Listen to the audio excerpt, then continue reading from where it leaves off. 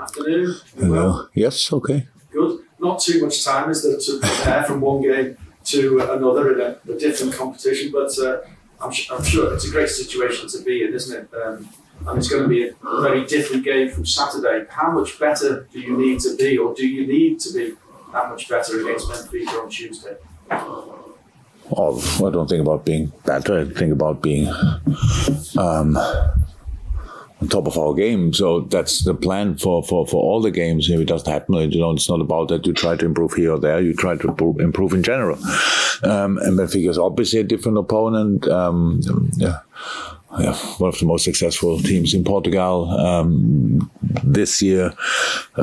Maybe not exactly where they want to be in the table, but for that they went far in the Champions League. So it's a tough opponent. We know a lot of players, obviously, from Premier League or Bundesliga or wherever, and so you can say it's a proper team, and we have to be really good. That's true.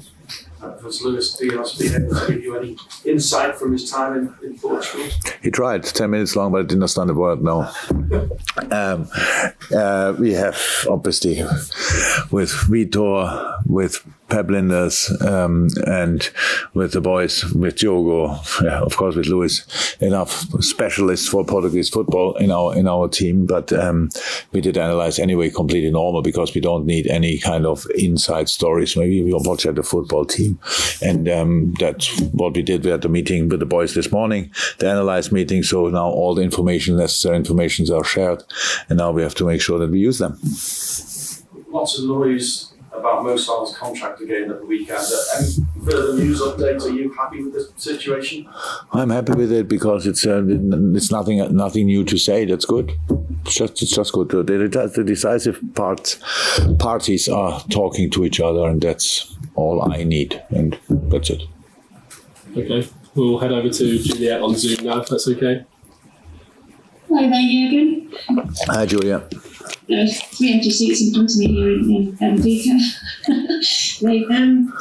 I was just wondering, you were talking at the weekend about how maybe a couple of players are picked up, but not Curtis Jones and Joel Matip as well, but training and Curtis trained today, so full squad available for the match? Yes, full squad available, absolutely. So nothing. Curtis was just a little swelling, disappeared then overnight, fine. Same with Joel, which was very helpful because it looked really strange. And yes, and Trent trained now for 4 or 5 days. Not sure exactly, but yes, he's ready as well. Okay, we'll go to Ian next, please. TalkSport. Hi Jurgen, how are you? Hi Ian, good, you? Yeah, good, thank you. We're going to be speaking to Virgil van Dijk as well shortly. How important is the defensive unit? We all go on about your front three being incredible, but you haven't conceded a goal away from Anfield since Crystal Palace, which was back in January. So how important is that side of things to you? It's a mother, if you want, of all the things we do. And that's what I'm asking for constantly. That will never stop, because it gives you stability. It gives you the opportunity to win games 1-0, which is important, because you cannot always score plenty of goals because the quality of the other opponents. So that's how it all starts. That's how it all ends. It's absolutely the basis for all the things we do. Okay, we'll go to Paul Joyce next, please. Hello, Jurgen. Hi. I was just wondering if you could talk a little bit about when you were in Lisbon and got the phone call from Mike Gordon. That was a nice story you sent to the website. Yeah. Was it a phone call that changed your life, or it was not talk a little bit about? It did change my life, but it was not Mike Gordon on the phone. To Mike, I spoke later. No, it was my agent on the phone. And he told me about the interest. So when I told the story to our website, it was like the situation was like this, that we are completely in a holiday mood, but there were some rumors around which we didn't really follow, but with two sons, they pick up pretty much everything, so I knew from them a little bit that a couple of things could happen, these kind of things, and then when we were sitting there, the phone rang, and I didn't pick a lot of phone calls that time, so my family was around, so why should I talk to anybody else? And but it was my agent who is my friend as well, so I picked the phone, and then when I said when he said, yeah, Liverpool's calling, then the boys were looking at me, like staring at me, and I just said,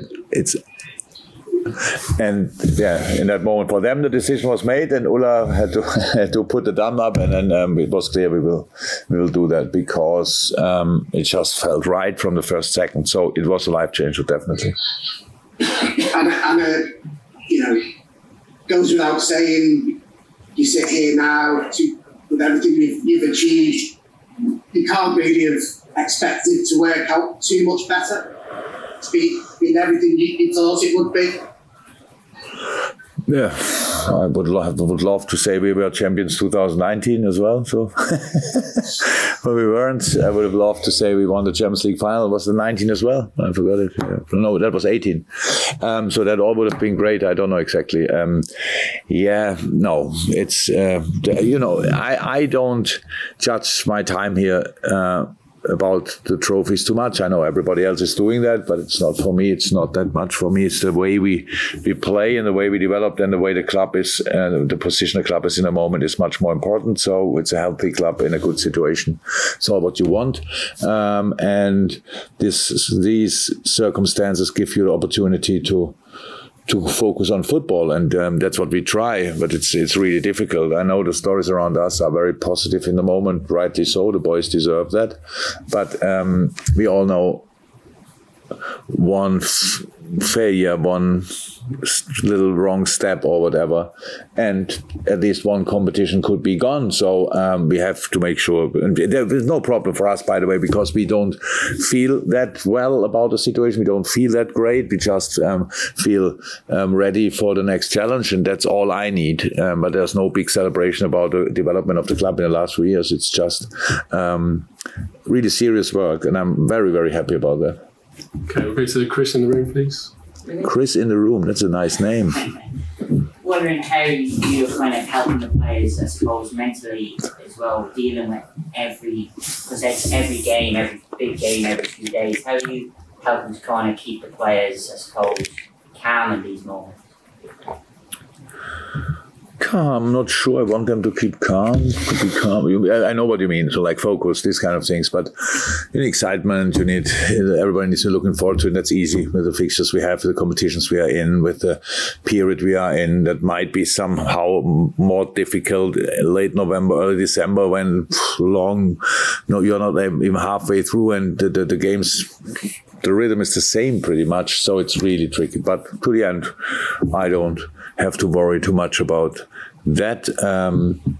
Apart from that, we are used to it. We are used to it, and it's nice. We enjoy it, actually. The training sessions are very short. Training are very punctual. We do this, we do this, we do this, and then go on from here. The meeting this morning was longer we had than the session, actually. And so we are used to it, and the boys enjoy that. We speak the things through. We go through the ranks what we have to do on the pitch, and it's nice. Then go in the next game. As long as you win, it's anyway nice. But even in other moments, it's then still very, very exciting and interesting. So no, we have no problem with that. It's all good. It's the situation we dreamed of if we would have dreamed before the season. So now we are here. Now let's try to get the most of it. Okay, stay in the room.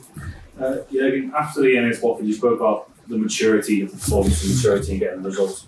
How important will that be over the course of the next 2 months, that maturity? Yeah, massively. It's not the only thing. If you're only mature, so then it doesn't help too much. But you can combine quality, desire, excitement, and stuff like this, mentality with maturity. Stop. And you cannot buy that.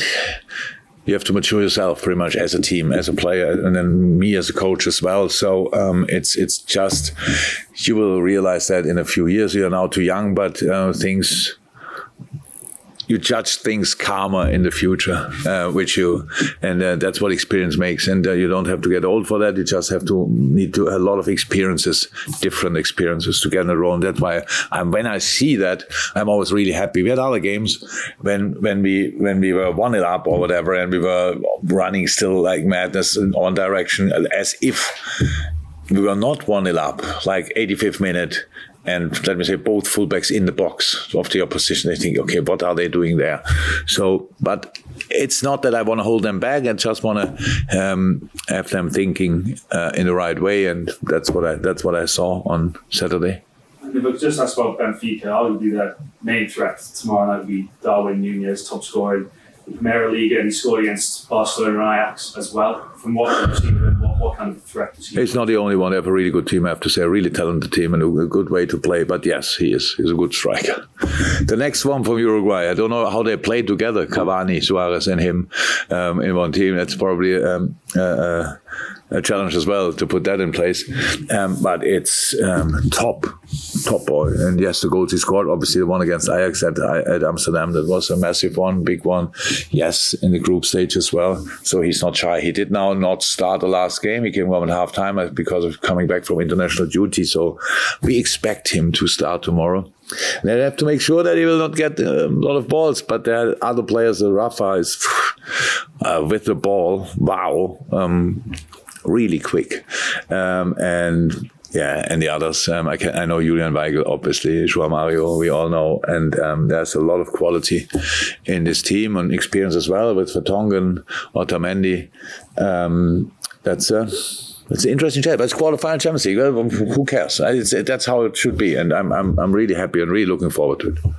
Okay, we've got time for 3 more questions. We'll start with Andy Hunter on Zoom, please. Hi Jurgen, sorry about this. It's a bit similar to the previous question, but you said on Saturday that Benfica are a really dangerous opponent if you don't stop them doing what they want to do. What is it in particular? It's a football playing side. I think they are.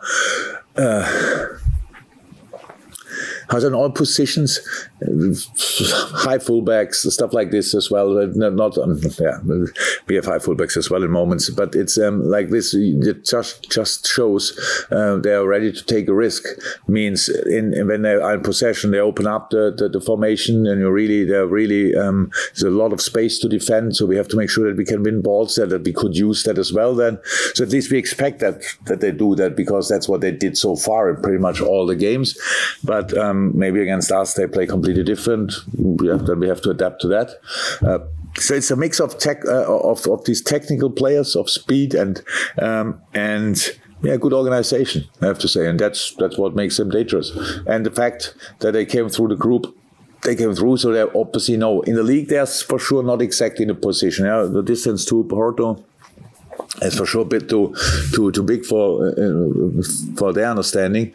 But in the Champions League, they overachieved. They were not in the group the favorite, for sure not. They were not against Ajax the favorite, for sure not. Ajax again, like the high flyers in the not top leagues, let me say, but everybody knows the talent of Ajax is insane, and they kick them out, and that shows they know how to get a result, and we have to make sure that we have a hand in that as well. Okay, final 2 questions. We'll go to Dave Maddock next, please. Hi, just on Mo, I take it when you say that there's nothing new to say, that means nothing new has actually happened, but you're happy with the progress. And also, he's not scored for a few games since February, I think. Is that an issue, or is it the fact that he does all the work and takes so many players, marking him, etc.? Is that still sort of a massively important contribution? It is to the way your team. It is all. He might not have scored from open play or whatever, maybe a penalty here or there. I don't know, but it's not too important. The thing is, for me, it's the performance level is for me important. The threat is for other teams, how it brings players together in the moment when he gets the ball. I think 2 or 3 players are going for him in these moments. He could decide sometimes in a better way, no doubt about that. Pass the ball quicker, all these things. But it's a tough period for Sadio, for Sadio, like with the African Cup and then the games. It's like coming back, being immediately for us available again. That was really, really special. And and that's completely normal in a season that you have these little things. But these boys, it's just not like this big changes, but it's still there. And we see him every day in training, and we see him playing. Obviously, there's nothing to worry about apart from that. We have to manage the physical part as well. Of course, these players will not come to me and ask me for a break, so I have to give them the break in a specific moment, and then we hopefully together use that little break, and then from there we go again. But that's it. Okay, and we'll finish with Ian Doyle, please. Yeah, Jurgen, it's not just the first team that's had a successful season for Liverpool. The women's team won promotion to the Super League at the weekend. I'm just wondering what you made of that achievement. Yeah, congratulations. I sent messages yesterday. I was really happy. I was following it now all the time. I was looking at the results always after our games, around our games, looking when they play, who they play. Last week, obviously, when after the result from last week, it was clear they with the draw against Bristol they can make it, and they won. Really happy for the girls and for Matt. It's a big thing. Obviously, Liverpool was in the last years not famous for treating or dealing with the women's football outstandingly well. They didn't go down to the championship for no reason, but now they are back, and now we have to make sure that we use the situation. And I met a lot of the girls in the last 2-3 months, for different reasons. We did wonderful stuff together with Michaela for LGBT, which was really great. And then I spoke to others. It's really nice. To be honest, that's a wonderful team, great coach, and really happy for them to get promoted. Okay, thank you very much, everyone. Nigel van Dijk will be next. Jurgen, do you remember the last time you had a full squad available? No, I actually no. I have no idea, honestly. It never happened before. Not even the first day of the preseason. It's a good time to believe that. Thank you so much for checking the videos. If you want more from us, then do consider joining Redmen Plus, which funds everything we do here for free on YouTube. But not just that, we're going to give you a whole bunch of incredible Liverpool content in podcast and in video form, extra Redmen TV shows and documentaries, features and interviews with Liverpool legends past and present. Get closer to the city, to the football club that we all love on redmenplus.com. Click the button, head over there now.